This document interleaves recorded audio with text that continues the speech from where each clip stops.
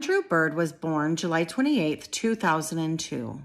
He was born to a 16-year-old mother who admitted to using LSD, cocaine, marijuana, alcohol, and other illicit drugs.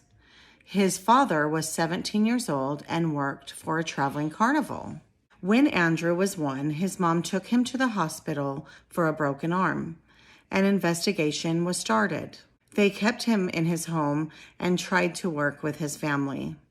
When Andrew was 2.5 years old, CPS removed him from the home, saying that he was in immediate danger. Shortly after he turned 3, his parents' parental rights were terminated. Andrew was placed into a temporary foster home until they could find an appropriate adoptive home for him. That's where Larry and Hannah Overton come in. Larry taught Sunday school at their local church, and Hannah taught Bible study. They had 4 biological children, and Hannah was pregnant with her 5th. Andrew's foster mom went to the same church as the Overtons, and supposedly their daughter came up to them one Sunday and said, "Mommy, there's a little boy that needs a forever family." Hannah had previously worked in a home with a disabled child, and she had been a missionary, and her husband had also been a missionary. Neither Larry nor Hannah had ever been in trouble with the law. Hannah's dad, on the other hand, had been. Hannah's dad was an evangelical preacher. When Hannah was 7 years old, her dad was arrested for the sexual abuse and bludgeoning of a 16-year-old girl. He was convicted and sentenced to 23 years in prison. In 2006, the Overtons moved forward with the adoption process. They learned that soon Andrew would be coming to their home for a trial placement before the adoption could be finalized. The couple said the next few months they saw some serious behavior issues with Andrew. Hannah reported to the social worker that she thought Andrew might have pica, which is a desire to consume things that have no nutritional value. She even told the caseworker that one time she saw Andrew trying to eat a part of his mattress. The social worker suggested to Hannah to take Andrew to the doctor if things did not improve with him. Sunday, October 1st, Larry took the other children to church while Hannah stayed home with Andrew. She said that he was needing some one-on-one time.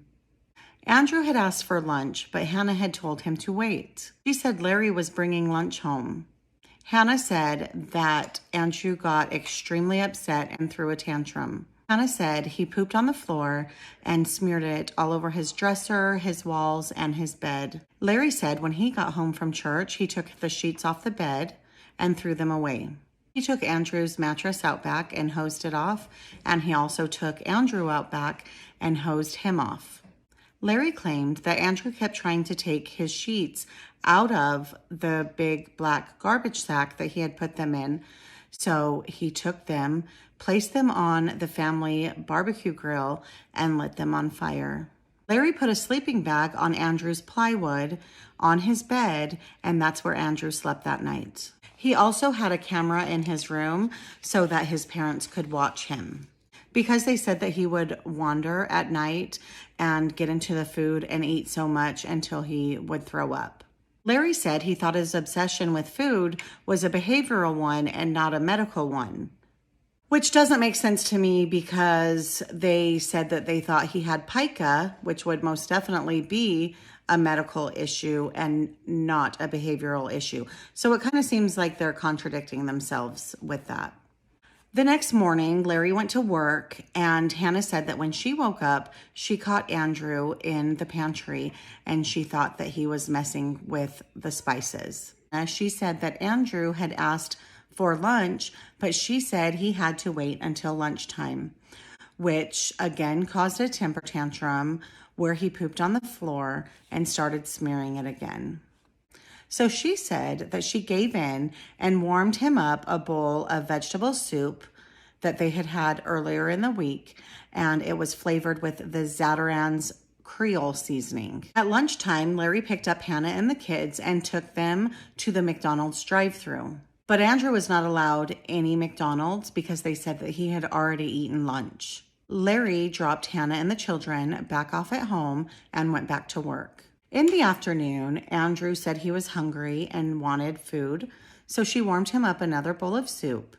When he asked for seconds, she told him no. This is the problem that I have with some foster and adoptive parents. They are so controlling over food, and if they taught the children that there was abundance in this world, instead of power struggling with them about food, the kids would do so much better. So when Hannah told Andrew no, that she would not give him any more soup, he threw another tantrum and said that he hated her.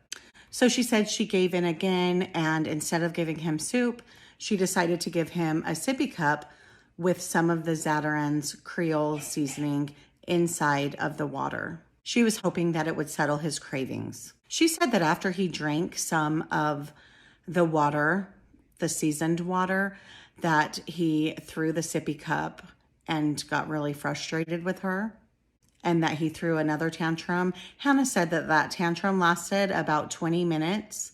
He suddenly stopped, stumbled towards Hannah, and said, "Mommy, I'm cold." She said that he threw up shortly after that.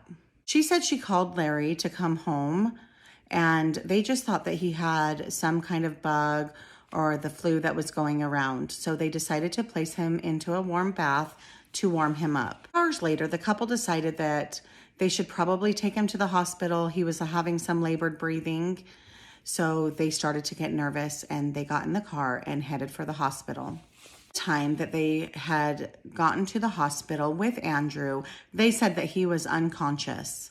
The next day, Andrew was dead.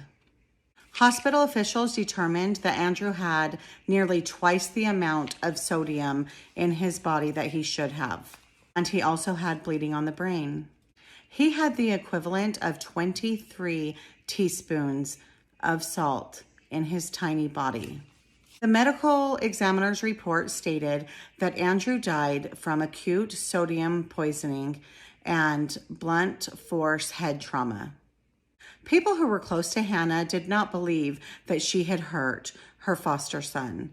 They thought that he had just got into something he shouldn't have eaten. And the medical team thought otherwise. They thought that Hannah had purposely killed him. The next week, Hannah was charged with capital murder. The investigators questioned the other children, and they said that when they would lie, they would get punished by having to eat pepper. Hannah's church raised over $700,000 for legal fees for Hannah's defense. Prosecutors believed that Hannah was an overwhelmed pregnant mom of 4 and 1 foster child. They believed that she just snapped. In court, Andrew's previous foster mom testified that Andrew did not have any food issues when he lived with her. Larry pled guilty to negligent homicide, and he received 5 years probation. The jury took 2 days to convict Hannah, and she was sentenced to life in prison without parole. But this is not where the story ends. Hannah ended up serving 7 years in prison and then was acquitted on all charges. She even received almost $600,000 for being falsely imprisoned. She was reunited with her husband and all of her children, and even ended up having another baby. She was on the Dr. Phil show, and it seemed like he also didn't believe what she was saying and how they punished the children. And he seemed kind of like Larry burned the sheets out of spite, and that them hosing Andrew off in the yard was abuse. So he pointed out some abuse, and that he kind of seemed like he didn't believe her. I'm not really sure what to think. I lean more on that she should probably still be in jail. But what do you guys think? Do you think it was an accident, or do you think that she purposely poisoned him?